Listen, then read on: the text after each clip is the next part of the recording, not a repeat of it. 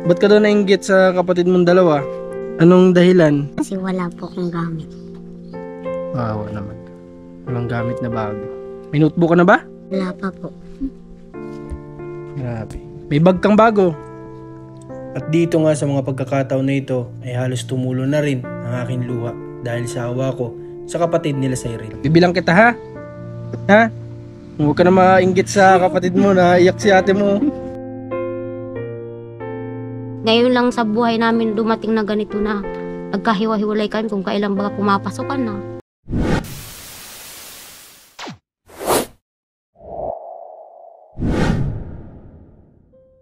Magandang hapon po sa inyo lahat. Ngayong araw ay nandito tayo kala Cyril at sa magkapatid na si Cylene para kamustahin po natin sila dahil bukas pasukan na naman. So magiging busy na naman po sila sa pag-aaral. Kaya tara, samahan nyo kami.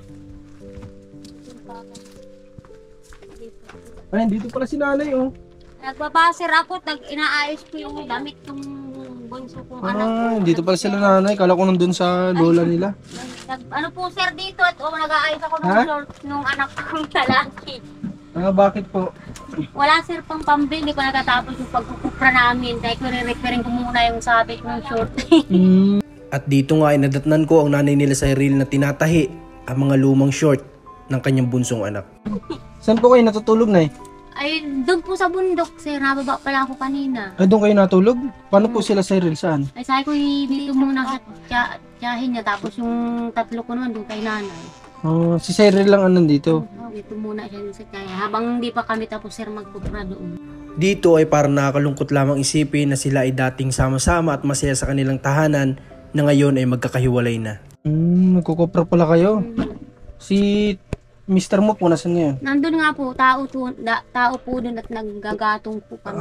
Okay. Ba't napapunta kayo dito na? Napababa kayo? Ay, ano po, kailangan po at may pasok mga po bukas. Oo nga, pasok na naman At bukas. i-prepare ko po yung gamit nga nung bunso kong anak ay nagkataon nakita ko, dadalwa yung short niya, edi i-repair ko kako yung ano. Dadalawa pa lang short ng anak ninyo? Pampasok. Kaya sabi ko ayusin kong isa. Yan nyo at bibilan natin. Anong size ba ng tinga ng pantalo, ng short? Wawa naman. Awang ko sir. Nire-repair na lang ang short mga kalingap po. Para pang Kapatid nilang lalaki, dadalawa daw ang short tapos nire-repair na lang ni nanay. Sige nay, anong size ba ito? Anong grade ba yung anak nyo nay? Grade 5 na po sir. Grade 5? Sige, yaman mo na yan. Bibilang ko ng mga gamit niya no? Na short. May damit ba yung anak niyo lalaki? Ito na lang po yung pinaglumaan ng mga kapatid niya. Yun ang ginagamit niya. Dahil ko saka na lang kita anak bibilang kahit isa pagkatapos ka ako magkupra. Yaman mo na yan, bibilang ko no? Para may magamit po na bago yung anak ninyo. Naiinggit kasi dun sa dalawang kapatid. Sabi niya ay, yung si ate daw niya, si ate Shailene niya, saka si ate Sherin niya ay ano daw, may bago. Siya daw ay wala. Sabi ko, saka na lang ako bibilang kahit tig-isa lang. Nakita doon sa ate niya. Kumusta naman, Cyril? Okay lang po. Okay naman. Papa. Dito ka pala natutulog mag-solo, no? Ay, kasama mo naman si tita mo ba siya? Ay, opo. Kasama mo yung tita Kasama mo. ko. Tapos mga pinsan mo. Opo. Tapos sila ate mo, yung dalawa doon sa kabila. Paano yung iba yung mga gamit saan? Hati din? Hindi po. Hati. Doon baga mama yung Si iba. ate, yung ibang gamit natin, nandun kay nanay. Nandun yung sa mga kabila. Pero may gamit din kayo dito. Opo. Ito po nandun. Buti mabait yung tita nyo na pinatutuloy kayo, no?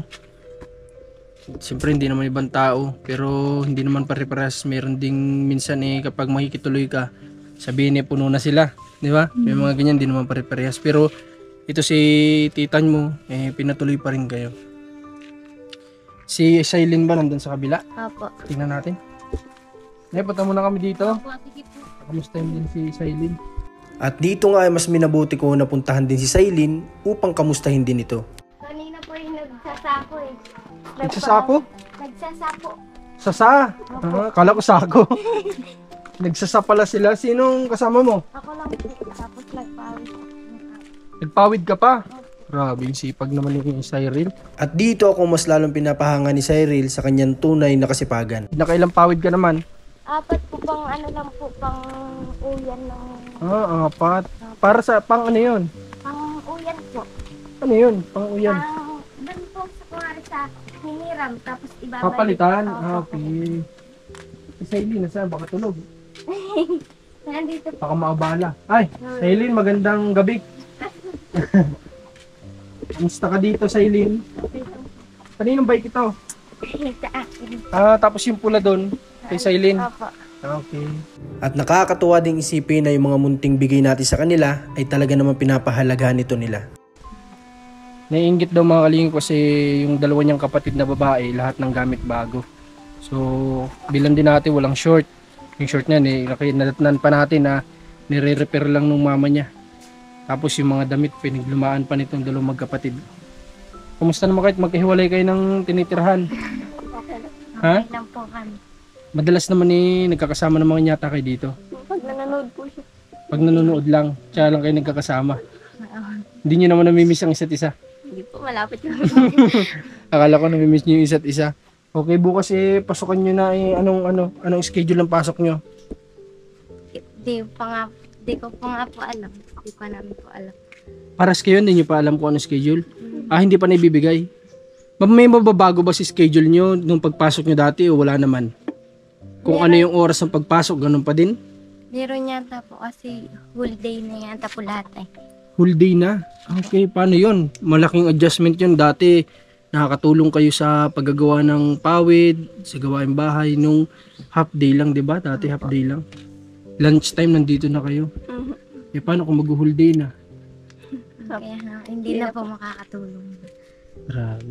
Malaking adjustment talaga mga kalingap kasi dati nakakapag ano pa sila doon, nakakapag ano yun? Yung palay.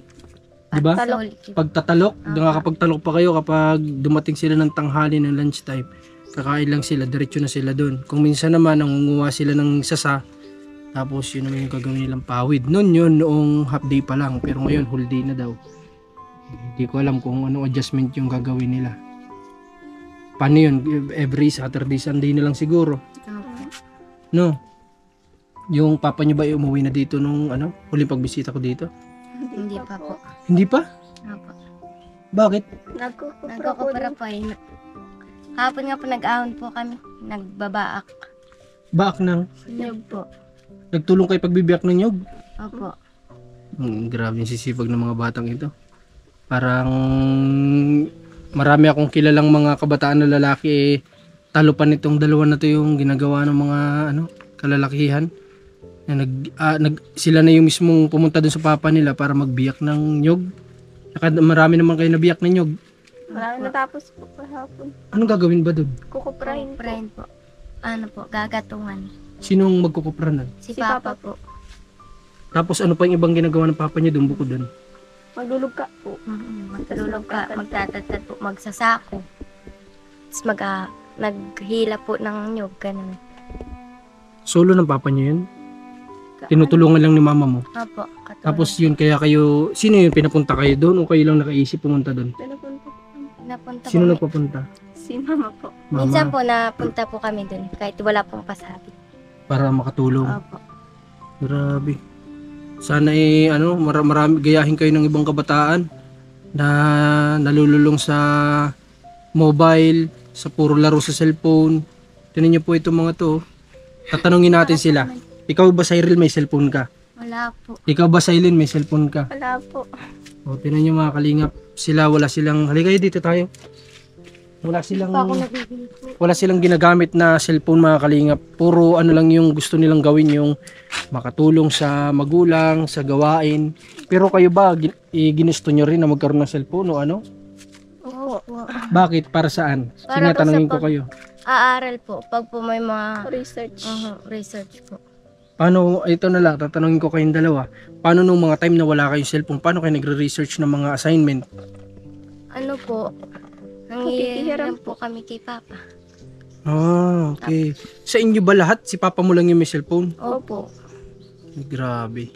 Tatay, baka naman.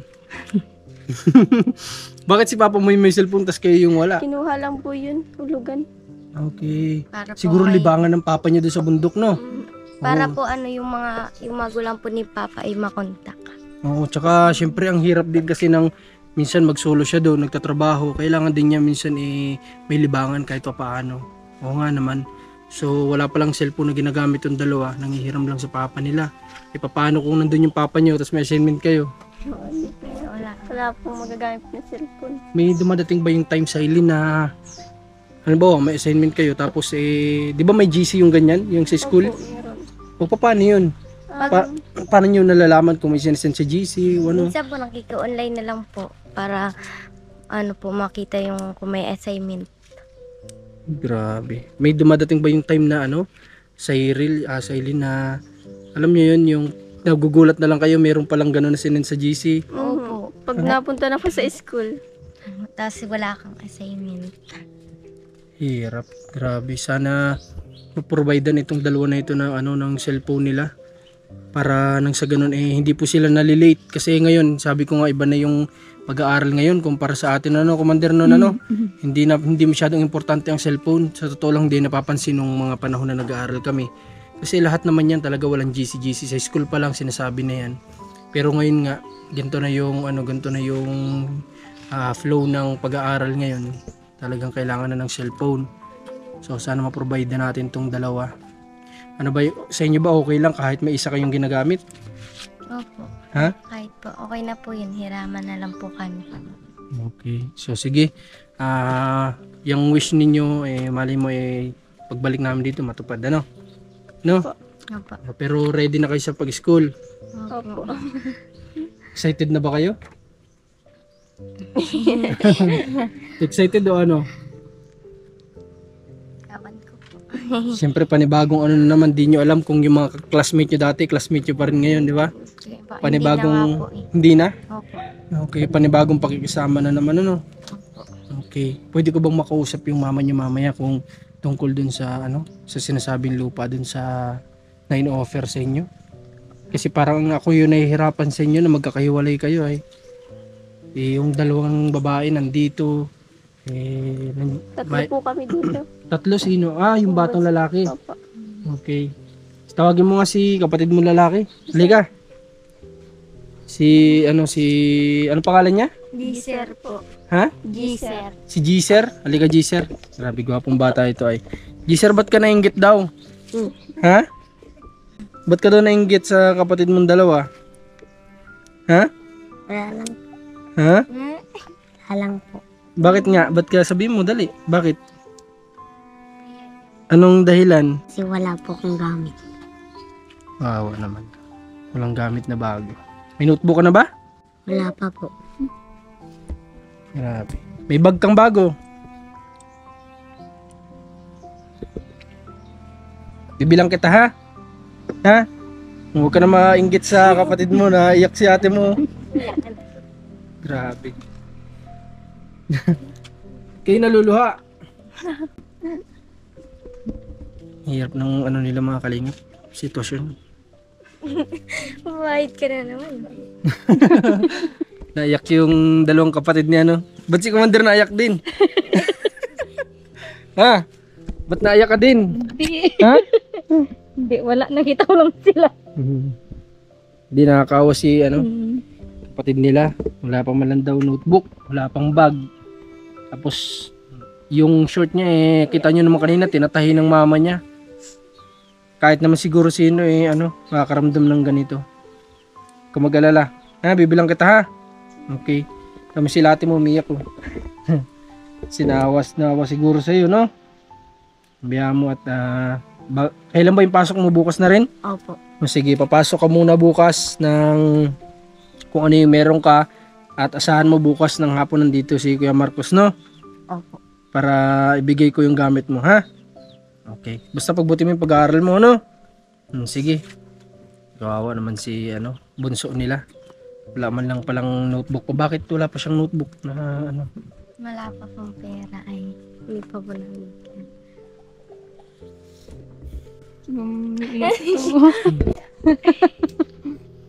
Hindi, syempre kapatid nila yun kahit naman siguro sino nasa sitwasyon nila tapos yung bunso mong kapatid makita mong gano'n na may nararamdaman na gano'n medyo na tao dito nagsiselos kasi syempre paras nga naman yung kapatid na nag-aaral may bago tapos siya yung bunso tapos siya yung wala so dadamay natin bibilhan natin siya ng mga gamit kasi kawawa naman ngayon din mismo pagbalik namin sa sentro bibilang ko siya bukas sa bukas dadalhin po natin dito para may gamit na siya. Hindi na para hindi natahiin ni mama niya yung short niya. Grabe naman. Ang hirap kahit ilagay natin sitwasyon natin doon sa bata maganda naman pag pumasok siya ng panibagong school, ng panibagong year, panibagong grade. Presentable naman siya doon sa mga kaklase niya, sa mga guro niya. Okay. Si nanay, ano nga pala ni mama mo? Gina din. Nanay Gina. Ali po kayo, may tatanong po ako sa inyo. At ito pong anak niyo, di ko alam ba't umiiyak. Mababaw ang luha ng inyong mga anak, ano? Tanong natin si nanay. Nanay, ano na po yung desisyon niyo dun sa inaalok sa inyo? Ay, ano nga po, pinupursige nga po kami nung nagpayag po dun sa lupa na titirikan baga po namin. Pinupursige kayo na makalipat kayo dun? Galing naman. Ang bait ano naman po niya. namin ay, siyempre, sabi nung mister ko, nagkasabay baga po sa eskwelahan. Siyempre, kailangan nung gamit nung, kahit nga isa lang ay siyempre mahirapan din mga baga po, ang pagkain naman namin. Pambili nga daw ng pako, pang ano dun sa tao. Ayan, sabi naman nung kamag-anakan ko dito na kahit ano na lang daw, tulong-tulong na basta may pagkain. Opo. Tama yun. So, anong plano nyo na pag-usapan nyo mag-asawa? Ang inaano po nung mister ko naman ay ano, medyo malayo nga po sa Sa kalsada. kalsada. Katulad- Tinuro po sa akin ni Cyril kung saan yung pwesto ay medyo may kalayuan nga talaga. Tapos ang inaano po niya yung sitwasyon pag kami nasa trabaho ba po magkasama kayong mag-asawa. Okay, yung mga bata. Yung may iwan doon, may kung may kapitbahay baka pong malapit lang. Katulad dito, sa kalsada dating iniwanan namin Halos bahay. kamag-anakan nyo, ang mga nandito. Yun po ang Ayun inaano ang din ng iniisip nyo. iniisip din po Concern namin. din talaga silang mag-asawa sa mga anak, syempre. Lalo na mga babae pa naman. Malayo. Isa yung lalaki, nunay. Opo. Yung bunso nyong anak naawa tong dalawa nyong kapatid. Ay, dalawa nyong anak. Kaya nga po kanina, di nag-ano sila dyan ng gamit. Hiwalay baga po na dito si Shail, nandun si Cheryl. Punta, nagtitingin ng gamit, ginagayak na nga po ni Shailin yung gamit niya para bukas ay naka-ready na. Ate, akin na lang ito ating isang t-shirt, bago naman, bago yung t-shirt eh. Say ko naman dun sa kapatid, anuhan mo na muna, bigay mo na muna at para pagpasok naman ng kapatid mo ay parang porsigidot bago yung damit niya. Kaysa naman kako yung dati, kawawa naman kako yung kapatid mo. Ay sabi man nung isa, tatatlo lang nga mama ito, wala na, yung sa yung dati ko ay ano na, medyo sikip na baga po sir. E di sabi ko naman ay sige hayaan mo na tutoy pag nagpisar tayo kako ng kupra. Mabili kahit isa kako basta totoo. Yun ang sabi ko naman po. Tapos naglipat na naman ako at inano ko nga yung kay Cyril. Yung nga nagagayak na naman siya ng gamit niya. Naroon na naman, nagsunod na naman sa akin. Ate, pengin papel, akin na lang itong isa. Sabi nung anak kong bunso, ay ko ibigay mo na yung isang pad muna. Binigyan naman ng kapatid. Kaso lang bag, wala nga siyang bag. Sige, yung luma na lang kako, pinaglumaan ni ate mo. Payag naman siya. Okay.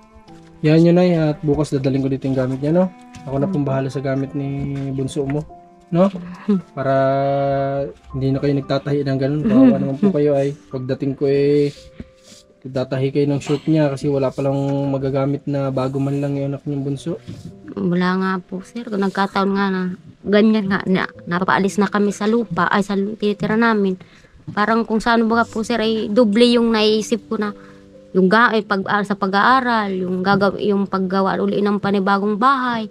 Parang rindi din ang isip ko at siyempre ina ako na nag-iintindi sa mga anak kahit malalaki na sila, kailangan pa rin ng gabay ng isang magulang. Ito po yun, tama yan. Nandun ako, natutulog nga ako sa bundok kasama kong asawa ko, pero ang mga anak ko, hiwalay kami. Ngayon lang sa buhay namin dumating na ganito na nagkahiwa-hiwalay kami kung kailan baga pumapasokan na. Kaya sabi ko dun sa mister ko, dali-daliin natin ang pagkukupra, kaso lang di talaga po kayang anuhin at sulo-sulo lang kami. Napunta mo yung anak ko kahapon, nagtulong pagbaak. Sabi ko, wag na kayong umahon at ako na lang ang bababa at titingnan ko yung mga gamit ni Tuto, yung gamit kako ninyo, okay naman nakako. Opo. Kaya po, yun, bumaba nga ako sa ngayon.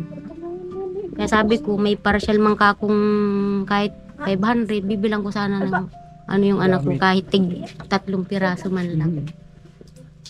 Yan yun ay. Ha? Opo. Basta ako na pong bahala doon. No? Sa gamit nyo, huwag nyo na pong problemahin. Salamat sir sa inyong Wala po pagtulong naman po sa amin. Kasi Sitwasyon po talaga namin kita ngayon naman ay namin yung sitwasyon nyo na yun. Napakahirap. Kung sinalagay ko po yung sarili ko sa sitwasyon nyo, pati ako mahihirapan po. No? Kaya Lalo na sa inyong magulang na nakikita nyo ganito yung anak ko. kaya nga Na po, sir. magkakahiwalay. Hirap po sir i-handle ang mga anak pag hiwa-hiwalay ang Totoo po yun. tinitirhan. Totoo po. Kami nasa bundok, tapos sila nandito sa nanay ko, sa tiyahin niya. Pero iba pa rin sir yung sama-sama sa isang bahay kahit naghihirap ay basta buo ang pamilya. Tama, totoo po. Mga kalingap, sana may mapulot kayong aral dito kala Cyril sa pamilya nila, sa mama niya, sa mga binibigkas ng mama niya. Sana may matutunan kayo na sila nga ganito kahit na naghihirap basta sama-sama, masaya na sila nun. Ito yung update natin sa kanila kasi yung nga magpapasok na bukas. At kaya po natin kinakausap yung mama ni Cyril tsaka ni Cylene para dun sa lupa na gusto nila sanang paglipatan. Kasi gusto po sana natin makatulong dun sa kanila para mapatayo yung panibago nilang tahanan. Kaya nga lang po medyo nag-aalangan pa sila. Narinig nyo naman sa nanay ni Cyril dahil dun sa location. Kasi medyo walang kapitbahay kung dun sila magtitirik ng bahay. Paano nga naman kung nasa bundok itong mag-asawa, puro babae itong may iwan. So yun yung iniisip ng mama nila kaya medyo nag-aalangan pa sila. Okay, bukas Cyril, pumunta ako dito. Sana madatnang ko kayo dito, no? Tapos wala pa ba kang babayaran doon o ano? Bukas kunin niyo kung ibabayaran sa school. Hingin niyo yung receipt, tapos bibigyan niyo sa akin bukas, ha? Kung may babayaran dun sa Siguro ako po naman wala po. Wala, okay, siguro. sige. Basta bukas babalik kami dito ni Commander para din sa kapatid niyo, no? Opo. Si Wawa naman. Okay, ha? Ayusin yung pag-aaral niyo at basta tutulong kami sa inyo, ha? At nandito kami, tutulong kami sa inyo, no? Okay. Mga kalingap, palabas na tayo dito sa bahay ng lola nila Cyril. Sa nakikita po namin talagang nakakaawa po sila. Kanina kausap ko sila behind the camera. Pumapasok sila ng walang baon. Kuminsan 10, kuminsan 20. Kaya nga po babadgetan natin sila ng mababaon nila sa bawat araw kasi whole day na sila, hindi na sila pwedeng umuwi. Di kagaya dati, dito sila kumakain ng tanghalian. Ngayon whole day na yung pasok. So kinausap ko sila kung magkano ba yung pwedeng budget nila sa gada araw. Bukas babalik tayo dito para isahan na lang po yung pagdala din natin sa gamit ng kapatid nila. So salamat, supportan nyo Marcos TV channel, Commander ni Marcos at lahat po ng buong buo sa Team Kalingap. Supportan nyo po itong pamilya na ito. Huwag nyo kalimutang mag-like, share, comment. Maraming salamat po.